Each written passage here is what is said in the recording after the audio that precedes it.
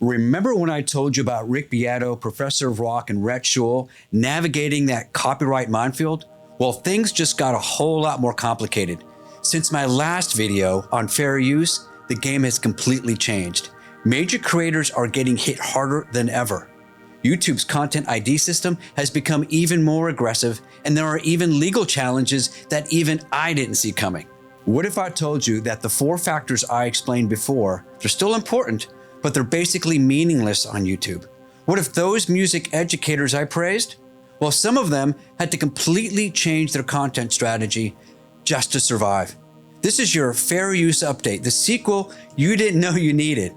Because while you were applying those classic fair use principles, the platforms and copyright holders rewrote the rulebook without telling anyone.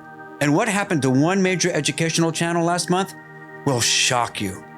I'm Santiago Cueto, board-certified international business law expert and best-selling author. In my last video, I walked you through the 4 factors of fair use: purpose and character, nature of the work, amount used, and market effect. I showed you how creators like Rick Beato use transformative commentary to analyze music legally. But here's what I've learned since then. Knowing the law and surviving on YouTube are 2 completely different things. The legal framework I explained, it's still accurate, but the practical reality of creators has become a nightmare. So let's talk about what's really happening in 2025 and why even the most careful creators are getting destroyed by systems that don't understand fair use. Content ID didn't just get more sensitive, it got smarter in all the wrong ways. Remember how I said it was like a robot that couldn't understand context? Well, now it's a robot with a law degree that still can't understand context. Here's what's happening now that wasn't happening before. Content ID is flagging transformative content more aggressively than ever. That 10-second clip Rick Beato used to explain chord progressions, now it's getting claimed even when he's clearly teaching. But here's the insane part. The system now claims content based on audio similarity algorithms. Play a chord progression that sounds like a copyrighted song? Claimed. Hum a melody while teaching? Claimed. Even original compositions are getting flagged because they're too similar to existing works. The data is staggering. Educational music channels are seeing 300% more copyright claims than they were 2 years ago. Not because they're doing anything different. It's because the system became more aggressive. And the DMCA? It's become a weapon of mass destruction. Major labels now have AI systems filing thousands of automated DMCA takedowns daily, and they're hitting educational content just as hard as actual piracy. Remember when I said transformative use was about adding new meaning? That standard just got way more complicated. Courts are now demanding more transformation than ever before. Recent court cases have established what I now call the super transformation standard. It's not enough anymore to add commentary. You need to prove that your commentary is the primary purpose, that the original work is merely illustrative, and that viewers come for your insights, not the copyrighted content. Look at this evolution. 2 years ago, Professor of Rock could use a 15-second clip to illustrate a point about rock history. Today, the same use might not pass the transformation test because courts are asking, could he have made that same point without the clip? This is creating what legal experts call defensive fair use. Creators are so afraid of claims that they're over-transforming their content, sometimes to the point where it becomes less educational. But here's the part that'll blow your mind. The most successful music educators aren't just adapting to these changes, they're using them as competitive advantages. And I'm about to show you exactly how. While YouTube tightened the screws, something interesting happened on the other platforms. TikTok, Instagram, and even Twitter started allowing more music use under their own interpretation of fair use. This created a bizarre situation. The same 30-second clip that gets you demonetized on YouTube might go viral on TikTok. The same analysis that triggers Content ID might be perfectly fine on Instagram Reels. Smart creators figured this out fast. They started creating platform-specific content. Long-form analysis for YouTube with minimal copyright audio, short-form reactions with full clips for TikTok, and hybrid approaches for everything else. One music educator I spoke with saw the revenue triple by adopting this multi-platform strategy. They learned to work within each platform's copyright ecosystem instead of fighting it. But here's the catch, and this is huge. Cross-platform copyright claims are coming.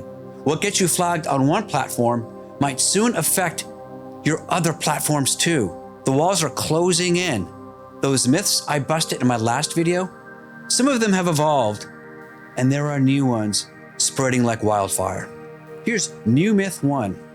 AI can't detect fair use, so I'm safe if I use AI-generated content.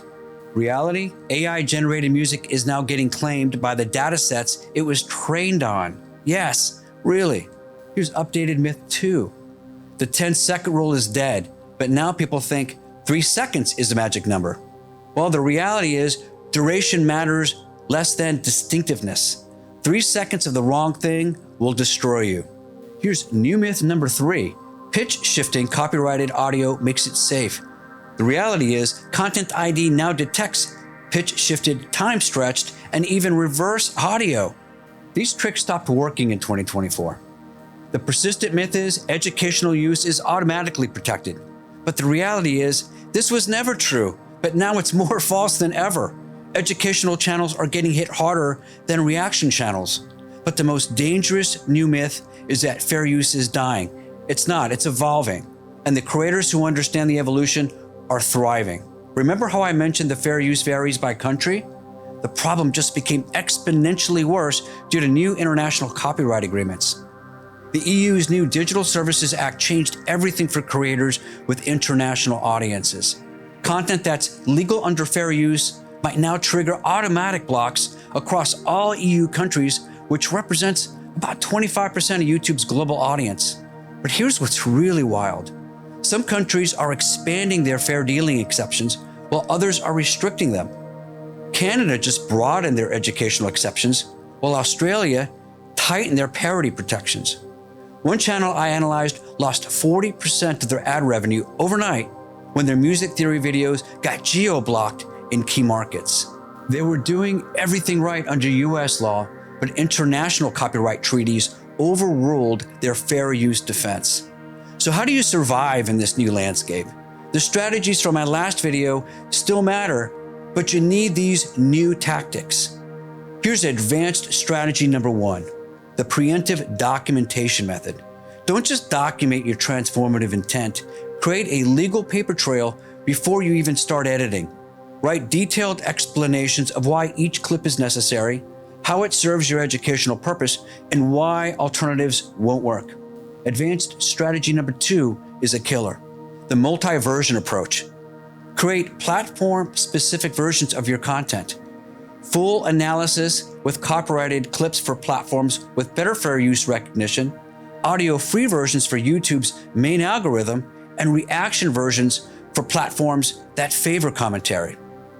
And advanced strategy number 3, the rights clearance hybrid. For your most important content, consider micro-licensing key clips. It's expensive, but it protects your biggest videos from takedown. And advanced strategy number 4, the community shield. Build relationships with each other, with other creators in your niche. When one of you gets a false claim, the others can amplify the counter narrative. Individual creators get ignored, communities get heard.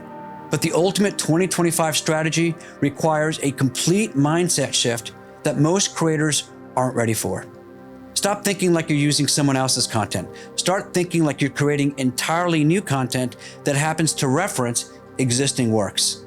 The most successful creators I've studied don't see themselves as music reactors or song analyzers.